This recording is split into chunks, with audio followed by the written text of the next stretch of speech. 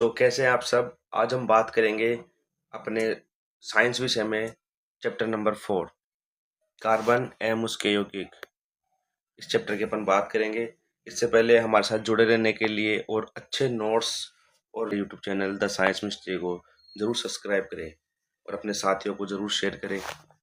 अपन बात करेंगे इस चैप्टर में आने वाले इम्पोर्टेंट टॉपिक्स की, जो कि आपको एग्ज़ाम के अंदर बहुत हेल्पफुल होंगे। अपने इस चैप्टर के अंदर पहला टॉपिक है कार्बन। कार्बन क्या है? कार्बन के बारे में अपन जानेंगे। तो कार्बन का प्रतीक क्या होता है? C। इसकी परमाणु संख्या होती है 6। इसका इलेक्ट्रॉनिक विन्यास होता है 2 और 4। इसके अंदर ये क्या है? कोष होते हैं K, L, M और N। ये कोष होते हैं, तो इसके अंदर K के अंदर लिखा जाता है 2 और L के अंदर लिखा जाता है 4, क्योंकि ये 6 नंबर पे आता है, इसलिए इसका इलेक्ट्रॉनिक विन्यास क्या होता है? 2 और 4। इसकी संयोजकता होती है 4। ये कितना पाया जाता है? भू प्रकृति में खनिजों के रूप में 0.02% और वायुमंडल में कार्बन डाइऑक्साइड में के रूप में 0.03% कार्बन पाया जाता है। कार्बन में सहसंयोजी आबंध क्या होते हैं? कार्बन को अपना अष्टक पूर्ण करने के लिए 4 इलेक्ट्रॉनों की आवश्यकता होती है। यह न तो 4 इलेक्ट्रॉन आयन बना सकता है, अत्यधिक ऊर्जा की आवश्यकता के कारण नहीं 4 ही इलेक्ट्रॉन आयन दे सकता है। 6 प्रोटॉन नाभिक के लिए 10 इलेक्ट्रॉन संभालना मुश्किल होता है। यहाँ पे एक क्वेश्चन भी बनता है कि कार्बन सहसंयोजी बंध बनाता है। ये इंपॉर्टेंट क्वेश्चन है बेटा जी, ध्यान रखना। कार्बन सहसंयोजी आबंध बनाता है, लेकिन आयनिक बंध क्यों नहीं बनाता? ये क्वेश्चन आ सकता है। ये क्वेश्चन इंपॉर्टेंट है, इसके अपन बाद में चर्चा करेंगे जब इसके चैप्टर के अपन क्वेश्चन आंसर सोल्व करेंगे। अगला टॉपिक है, इसकी परिभाषा क्या है? दो परमाणुओं के बीच इलेक्ट्रॉन के युग्म की साझेदारी से बने वाले आबंध को सहसंयोजी आबंध कहते हैं। दो परमाणुओं के बीच इलेक्ट्रॉनों की क्या होती है? इसमें साझेदारी होती है। जैसे कि सपोज दैट कार्बन का साझेदारी हुई हाइड्रोजन से, तो ये बनता है सहसंयोजी आबंध, जिसमें दो परमाणुओं के बीच इलेक्ट्रॉनों की साझेदारी होती है। इसमें क्या होते हैं? इनके गलनांक और क्वथनांक कम होते हैं और ये विद्युत के कुचालक होते हैं। इनके गलनांक और क्वथनांक क्या होते हैं बेटा? कम होते हैं और इनके कुचालक होते हैं। अगला टॉपिक अपने पास कार्बन के अपरूप। कार्बन के अपरूप क्या होते हैं? एक ही तत्व के विभिन्न रूप जिनके भौतिक गुण भिन्न हो लेकिन रासायनिक गुण क्या हो? समान हो। जैसे पहला करेंगे अपन हीरा।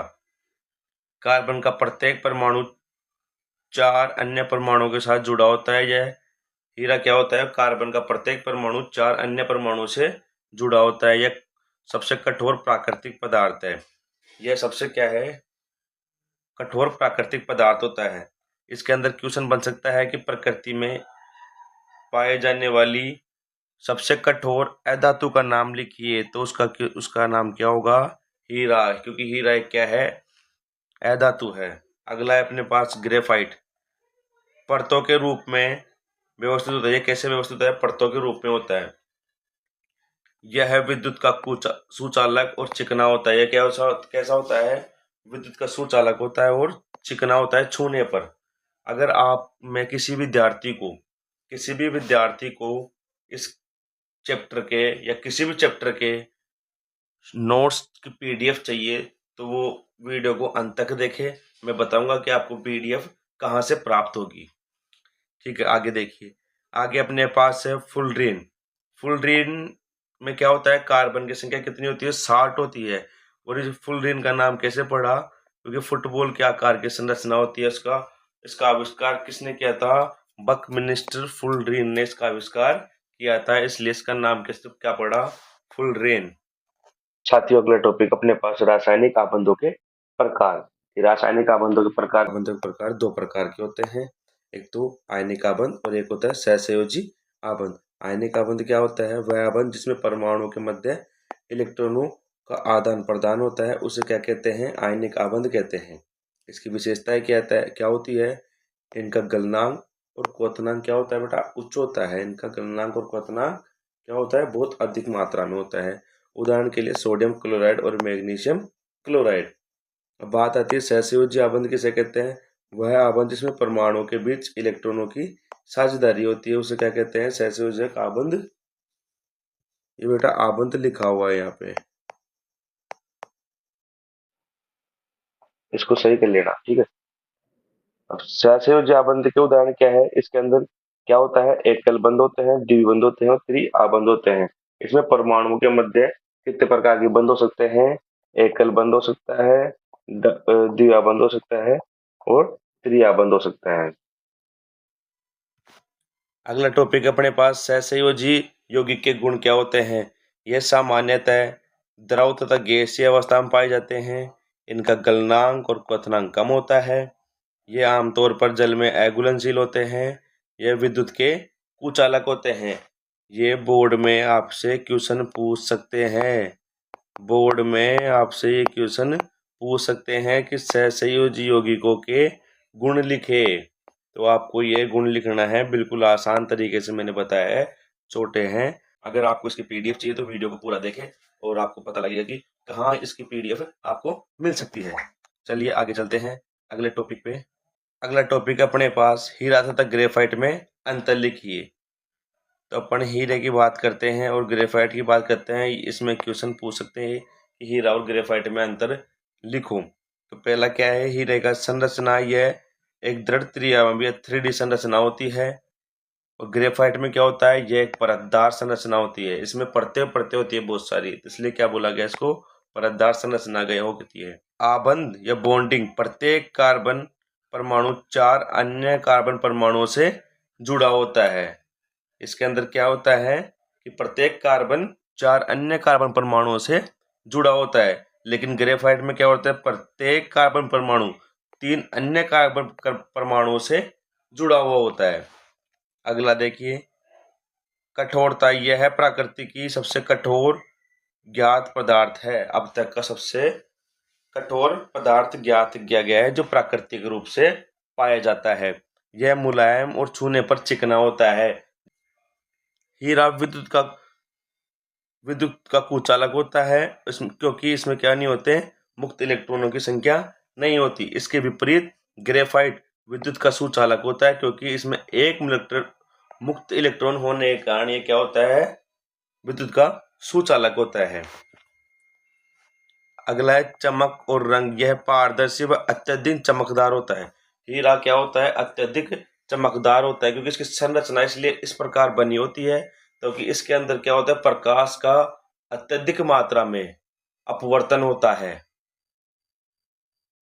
ग्रेफाइट यह धूसर व काले रंग का अपारदर्शी पदार्थ होता है। ये क्या होता है? अपारदर्शी पदार्थ होता है। इसके आर पार देखा नहीं जा सकता। हीरा, इसका घनत्व अधिक होता है। हीरे का घनत्व क्या होता है? अधिक होता है और इसका घनत्व हीरे की तुलना में कम होता है। घनत्व।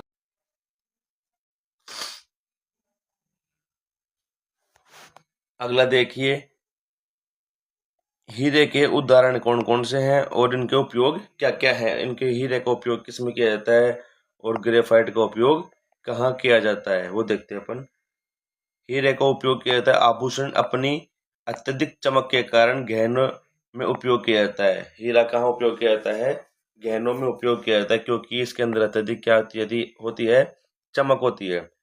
और अगला उपयोग क्या है इसका? कांच को काटने में। अपनी कठोरता के कारण इसका उपयोग कांच व चट्टानों को काटने वाले औजारों में किया जाता है। मोतियाबिंद का ऑपरेशन। इसके तेज किनारों वाले औजार का उपयोग आंखों की सर्जरी के लिए भी उपयोग किया जाता है क्योंकि ये क्या होता है? बहुत कठोर होता है जिसके कारण ये किसी भी चीज को काटना इसके लिए आसान होता है। अगला टॉपिक अपने पास ग्रेफाइट का उपयोग। पहला उपयोग है इसका पेंसिल लेड के अंदर कागज पर निशान छोड़ने व मुलायम होने के कारण इसका उपयोग पेंसिल के अंदर किया जाता है। अगला है इसके अंदर स्नेहक। स्नेहक क्या होता है? मशीनों के पुर्जे को घर्षण कम करने के लिए सूख के लुब्रिकेट के रूप में किया जाता है।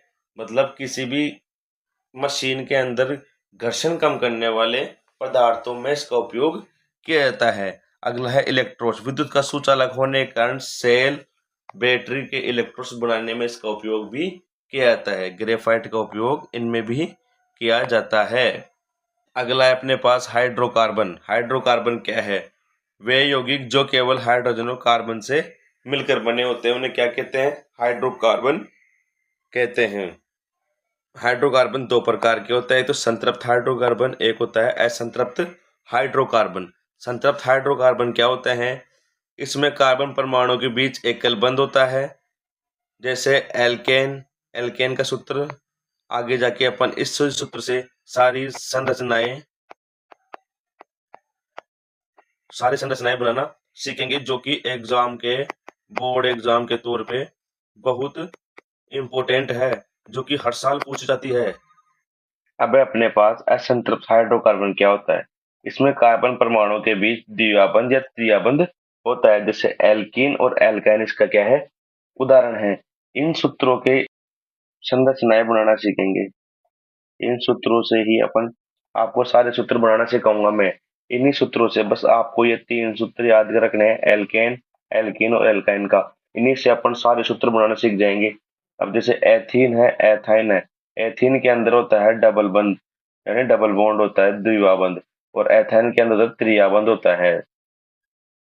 इनके मैं आपको उदाहरण बताऊंगा कि कैसे संरचनाएं बनती है। जब अपन संरचना वाला टॉपिक पढ़ेंगे तो आपको मैं बताऊंगा कि इनकी संरचनाएं कैसे बनाई जाती है। ये सभी चीज सीखने के लिए आप मेरे YouTube चैनल के साथ जुड़े रहिएगा। अगला टॉपिक अपने पास प्रकारात्मक समूह क्या होता है। यौगिकों में हाइड्रोजन को हटाकर जुड़ने वाले विशिष्ट परमाणु या समूह को क्या कहते हैं? प्रकारात्मक समूह कहते हैं। इसके अंदर है पहला हैलोजन, इसमें क्लोरो ब्रोमो। इसके उदाहरण मैं आपको अगले वीडियो में बताऊंगा कि कैसे अपन क्लोरो ब्रोमो जोड़ते हैं। ये सभी के उदाहरण मैं अगली वीडियो में बताऊंगा आपके पास। जैसे अल्कोहल है, इसके आगे क्या लगता है? OH लगता है। जैसे मैथेनॉल हो गया। एल्डिहाइड समूह होता है CHO समूह। इनके अंत में क्या होता है? अल समूह होता है, प्रोपेनल। प्रोपेनल होता है। कीटोन समूह आता है तो इसके अंदर लास्ट में क्या प्रोनाउंसिएशन होता है? ऑन। जैसे प्रोपेनॉन। कार्बोक्सिलिक अम्ल है COOH, जिसके अंत में होता है ओइक, जैसे मैथेनोइक। ये इसके उदाहरण है। ये सभी क्या है? इनके उदाहरण है कि लास्ट में क्या प्रोनाउंसिएशन हो रहा है, उसके अकॉर्डिंग अपन ये समूह के लास्ट में अपन जोड़ते हैं। अगला टॉपिक है अपने पास कार्बन यौगिकों के रासायनिक गुण क्या होते हैं। पहला है दहन। कार्बन यौगिकों वायु में जलकर CO2 जल व ऊष्मा और प्रकाश देते हैं। ऑक्सीकरण क्या होता है? क्षारीय कैमनोफोर की उपस्थिति में अल्कोहल कार्बोक्सिलिक अम्ल में बदल जाते हैं। संकलन अभिक्रिया क्या होते हैं? निकेल उत्प्रेरक का उपयोग करके असंतृप्त वसा को संतृप्त वसा में या वनस्पति घी में बदला जाता है, संकलन अभिक्रिया कहलाती है। अगली अभिक्रिया अपने पास प्रतिस्थापन अभिक्रिया। संतृप्त हाइड्रोकार्बन में क्लोरीन का हाइड्रोजन की जगह लेना क्या कहलाता है? प्रतिस्थापन अभिक्रिया कहलाती है। महत्वपूर्ण यौगिक क्या है? एथेनॉल और एथेनोइक अम्ल। इसके बारे में पढ़ेंगे अपन। एथेनॉल और एथेनॉल की अभिक्रिया क्या कैसे होती है।